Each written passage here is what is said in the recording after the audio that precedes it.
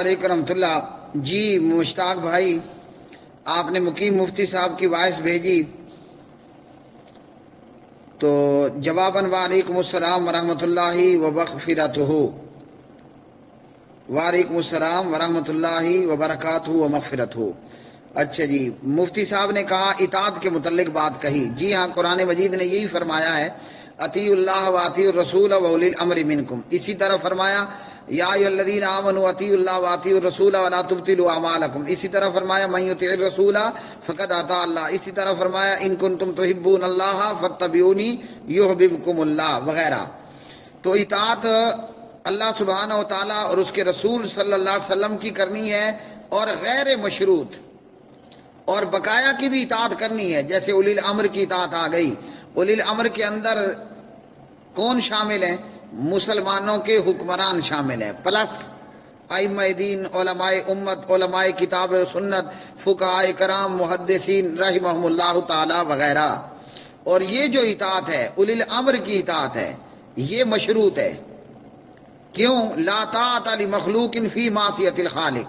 جب عرش والے کی نافرمانی ہو تو پھر کسی کی اطاعت نہیں کرنی.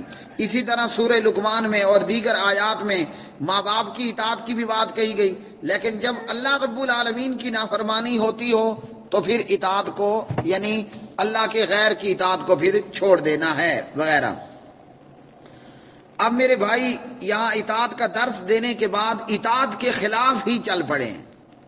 اطاعت کا درس دے کر اطاعت کے خلاف، مثلا اپنی وائس میں انہوں نے فصل کو اور کھیتی کو بٹائی پر دینے کے حوالے سے بات کہی.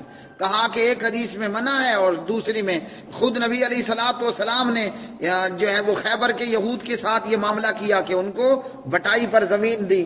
تو میرے محترم بھائی، یہ ہے اطاعت کو مشکوک بنانے والی باتیں.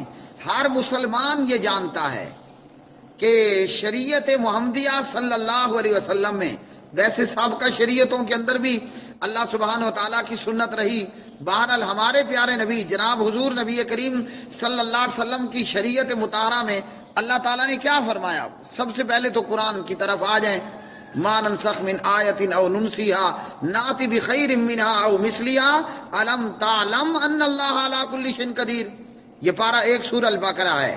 یہاں اللہ نے یہ بیان فرمایا کہ جب ہم کوئی آیت منسوخ کر دیتے ہیں یا بھلا دیتے ہیں تو یا تو یہ ہوتا ہے کہ اس کی مثل لے کر آتے ہیں، یا پھر اس سے بہتر ما ننسخ من آیت او ننسیہا نأتی بخیر منہا او مثلیہا، یا اس سے بہتر آیت آ جاتی ہے یا اس کے مثل آتی ہے.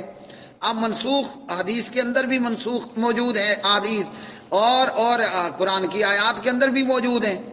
مثال کے طور پر پہلے کہا گیا کہ یہ حدیث پر شکوک و شبہات ڈالنے والی بات ہے جو بٹائی اور اس طرح کی شاید دیگر مثالیں بھی انہوں نے دی ہوں گی. اگر ان چیزوں سے آپ مقیم مفتی صاحب حدیث کو مشکوک بنانا چاہتے ہیں تو نعوذ باللہ یہی اعتراض تو پھر قرآن پر بھی آئے گا. یہی اعتراض تو پھر قرآن پر بھی آئے گا. تو کیا پھر قرآن کو بھی چھوڑ دینا چاہیے؟ اللہ رب العالمین نے کیا فرمایا؟ فرمایا اللہ رب العالمین نے وَعَلَى الَّذِينَ يُطِيقُونَهُ فِدْيَةٌ طَعَامُ مِسْكِينٍ فَمَن تَطَوَّعَ خَيْرًا فَهُوَ خَيْرٌ لَهُ. فرمایا اللہ رب العالمین نے کہ جو لوگ روزہ رکھنے کی طاقت رکھتے ہوں تو اس کا فدیہ ایک مسکین کو کھانا کھلانا ہے. یعنی طاقت کے باوجود جو روزہ چھوڑنا چاہے وہ ایک مسکین کو کھانا کھلا کے روزہ چھوڑ سکتا ہے. مشتاق بھائی کو مجھے کوئی بیماری نہیں ہے، مقیم مفتی صاحب کو کوئی عذر لاحق نہیں ہے، لیکن روزے کی طاقت کے باوجود روزہ چھوڑ دے تو اس کے بدلے ایک مسکین کو کھانا کھلا دے، یہ اس کے لیے کافی ہے. یہ کیا ہے؟ یہ قرآن ہے. اور اسی طرح اللہ رب العالمین نے آگے کیا فرما دیا؟ یہ جو آیت کا میں نے ٹکڑا پڑھا وَعَلَى الَّذِينَ يُطِيقُونَهُ، یہ ہے البقرہ پارہ 2 آیت 184. اور اللہ رب العالمین 185 کے اندر کیا فرماتے ہیں؟ فرماتے ہیں فَمَنْ شَهِدَ مِنْكُمُ الشَّهْرَ فَلْيَصُمْهُ. پھر تم میں سے جو شخص اس مہینے کو پائے تو اس کو چاہیے کہ اس کے روزے رکھے، ضرور اس کے روزے پھر رکھے. اب پہلی آیت میں آیت 184 میں طاقت کے باوجود فدیہ دیا، روزہ چھوڑ دینے کی رخصت ہے۔ 185 کے اندر کیا کہا کہ لازماً تمہیں روزہ رکھنا ہے۔ اگر آپ منسوخ آیات اور احادیث کو لے کر حدیث کو مشکوک بنائیں گے تو یہ تو قرآن بھی آپ کے اصول مطابق مشکوک بن گیا۔ اب کیا ہوگا؟ تو حدیث بھی چھوڑ دو، قرآن بھی چھوڑ دو، پیچھے کیا بچے گا؟ پھر تورات کی طرف جائیں، ہم کہیں گے وہ بھی منسوخ ہے۔ تو کیا کوئی پھر لوگوں کو کہے گا چلو وہ بھی منسوخ تھے یہ بھی منسوخ، آؤ اب وید اور گیتا لے لیتے ہیں؟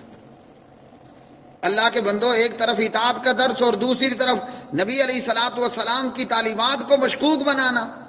تو بھائی جیسے قرآن میں منسوخ آیات ہیں اور ان میں اب یہ آیت وعلی الذین یطیقونہ یہ منسوخ ہے، اور اسی طرح فمن شاہد منکم الشہر فلیصمہ یہ ناسخ ہے، لیکن منسوخ کی اس قسم میں تلاوت اس کی باقی ہے، ہم سب پڑھتے ہیں۔ بعض منسوخ وہ ہیں کہ جن کی تلاوت بھی ختم ہو گئی اور ان کا حکم بھی منسوخ ہو گیا، اور بعض ایسی ہیں کہ تلاوت منسوخ ہوئی مگر حکم باقی ہے، جیسے شادی شدہ زانی کو رجم کرنا، اور اس طرح بہت ساری مثالیں مل جاتی ہیں۔ تو یہی چیز حدیث کی ہے، یہی چیز حدیث میں موجود ہے۔ بعض چیزوں سے منع کیا گیا کہ یہ کام نہیں کرنے ہیں، پھر بعد میں ان کی اجازت دے دی گئی۔ اب مثال کے طور پر ایک حدیث میں ہے الماء من الماء، پانی پانی سے ہے۔ کیا مطلب؟ میاں بیوی جب ہم بستری کرتے ہیں اگر ڈسچارج نہیں ہوا، منی نہیں نکلی، انزال نہیں ہوا تھا تو غسل بھی نہیں ہے۔ یہ پہلی حدیث ہے، یہ منسوخ ہے۔ ناسخ کیا ہے کہ جب میاں بیوی کے ختنے مل جائیں، جب خاوند اپنی بیوی کے چاروں شانوں میں بیٹھ جائے اور وہ ثم جاہدہ پھر کوشش انٹری بھی شروع کر دے تو غسل واجب ہو جائے گا، بھلے انزال ہوا ہو، منی نکلی ہو یا ڈسچارج ہوا ہو کہ نہ ہوا ہو۔ تو یہ اطاعت کا درس دے کر تعلیمات نبویہ صلی اللہ علیہ وسلم کو مشکوک بنانا ہے اس قسم کی باتوں سے۔ اور کس کو منسوخ بنانے لگے ہیں؟ جیسے میں ابھی پہلے بھی اوپر ایک جواب دیکھ چکا ہوں، میرے خیال میں کتنے 24 منٹ کا ہے، وہ 39 سیکنڈ کا۔ تو یہاں حدیث اور قرآن کو مشکوک بنانے والوں، تمہاری اپنی فقہ کا تو سر پیر نہیں ہے، یعنی سند نام کی کوئی چیز ہی نہیں ہے، اور یہاں الحمدللہ رہ گیا معاملہ حدیث کا، تو یہاں اللہ کے فضل سے پوری کی پوری سند موجود ہے، اور پھر آگے جو ہے وہ سند کی پڑتال کہ جہاں سند کے متعلق کوئی معاملہ ہو وغیرہ۔ وآخر دعوانا الحمدللہ رب العالمین۔